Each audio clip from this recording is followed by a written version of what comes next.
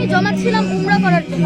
জি, কারণ ওই উমরা আল্লাহ যদি আমাকে তৌফিক দান করে তাহলে আমি ইনশাআল্লাহ আবার যেতে পারবো। কিন্তু ওই মানুষগুলোর যদি একবার মৃত্যু হয়ে যায়, কে কে যাবে জান্নাতে, কে যাবে জাহান্নামে, কে হচ্ছে যে কবরে আযাব পাবে, কে শান্তি পাবে, তাকে কেউ বলতে পারে না। আর একটা মানুষের প্রাণ অনেক ভ্যালুয়েবল জিনিস, তার জীবনটা চলে গেলে হয়তো তার পরিবারটাও শেষ হয়ে যেতে পারে। তাই আমি আমার এই টাকাটা তাদের জন্য দিচ্ছি। আজ খুবই আনন্দিত যে সবার জন্য আমি কিছু টাকা ডোনেশন করতে পেরেছি। আমার টাকার অ্যামাউন্ট হচ্ছে 14,500 টাকা।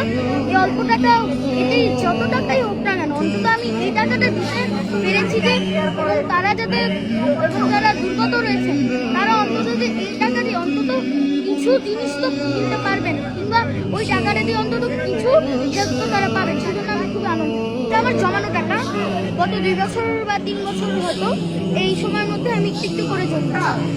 এবং আজকের এই টাকাটা দেওয়ার হয়তো আমি আরো জমাতাম, তবে আজকের এই টাকাটা দেওয়ার উদ্দেশ্য ছিল যারা দুর্গত রয়েছেন তাদের ত্রাণ বিতরণের জন্য। এর 50% সব আমি আশা করি আমার পিতামাতা জানা থাকে, কারণ আমার পিতামাতাই আমাকে এখানে ত্রাণ বিতরণের জন্য খুবই উৎসাহিত করেছেন।